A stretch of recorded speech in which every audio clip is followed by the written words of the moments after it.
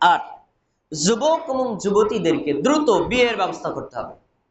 যদি নারী প্রাপ্তবয়স্ক হয় তাকে বিয়ে দিতে হবে, ছেলে যদি প্রাপ্তবয়স্ক হয় তাকে বিয়ের ব্যবস্থা করতে হবে।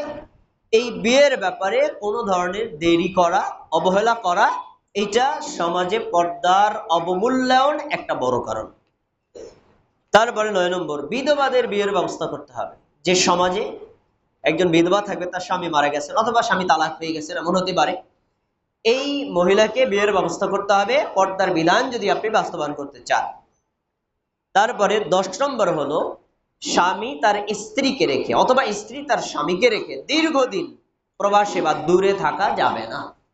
যদি দীর্ঘদিন দূরে থাকে তাহলে ওই সমাজে জেনায় প্রসার ঘটবে এবং পর্দার লঙ্ঘন হবে।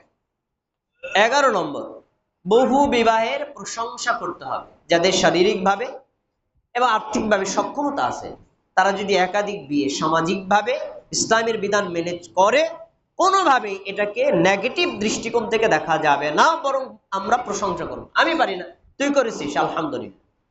আমি 2টা মেয়ের দায়িত্ব নিতে সক্ষম না, তুই পাচ্ছিস, আলহামদুলিল্লাহ। এভাবে এটাকে নিন্দার দৃষ্টি নয়, বরং প্রশংসার দৃষ্টিতে দেখতে হবে। 11 নম্বর, নারী শিক্ষার বৃদ্ধি করতে হবে।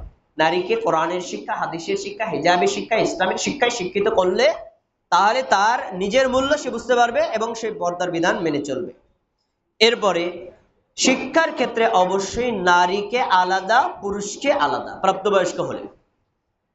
সহশিক্ষা মুক্ত না করলে পর্দার বিধান সমাজে বাস্তবায়ন করা কোনোভাবেই সম্ভব হবে না। যখনই একজন ছেলে প্রাপ্তবয়স্ক হবে, মেয়ে প্রাপ্তবয়স্ক হবে, তখন তার শিক্ষা প্রতিষ্ঠান থাকবে আলাদা।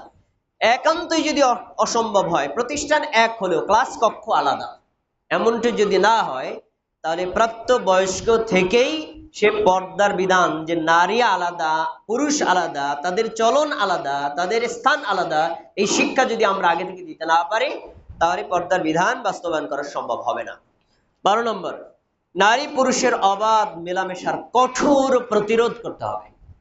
সেটা আমি ব্যক্তিগতভাবে পারি করব, সামাজিকভাবে পারি করব, নাহলে রাষ্ট্রীয়ভাবে, রাষ্ট্রের দায়িত্বশীলদের এটা করতে হবে। কোনোভাবেই নারী এবং পুরুষকে অবাধে একত্রে একই জায়গায় বিভিন্ন অনুষ্ঠানে অংশগ্রহণ করতে দেওয়া যাবে না। যদি হয় তাহলে পর্দা কোনোভাবেই পালন করা যাবে না। 14 নম্বর পয়েন্টটা হলো সবচেয়ে বেশি গুরুত্বপূর্ণ, পর্দা লঙ্ঘন আর জেনা প্রসরণ। এই 2টা জিনিস হয় বেশিরভাগ ক্ষেত্রে ব্যক্তিগতভাবে, মানুষের চক্ষুর অন্তরালে। আর মানুষের চক্ষুর অন্তরালে এক কথায় গোপনীয় পাপ থেকে বাঁচার সবচেয়ে সেরা মাধ্যম আল্লাহর ভয়। যদি নারীর মধ্যে, পুরুষের মধ্যে আল্লাহর ভয়, আখিরাতের ভয়, জাহান্নামের ভয় এটাকে জাগ্রত করা না যায়, তাহলে পর্দার বিধান আপনি সামাজিকভাবে, ব্যক্তিগতভাবে, পারিবারিকভাবে কোনোভাবেই কোনোদিন বাস্তবায়ন করতে পারবেন না। এজন্য আমাদের বেশি বেশি আল্লাহকে ভয় করতে হবে, আখিরাতকে ভয় করতে হবে, জাহান্নামকে ভয় করতে হবে, নিজের কর্মফলের ভয় করতে হবে। যদি আমরা এই 14টা পয়েন্ট আমাদের সকল ক্ষেত্রে বাস্তবায়ন করা সম্ভব হয়, তাহলে আমাদের সমাজটা হবে একটি ইসলামী সমাজ, ইমানি সমাজ, চক্ষু হেফাজতের সমাজ, লজ্জাস্থান হেফাজতের সমাজ, আর জেনা প্রতিরোধের একটা সমাজ। এই 14টা পয়েন্ট আমাদের সকলের মূল্যায়ন করতে হবে। আল্লাহ আমাদের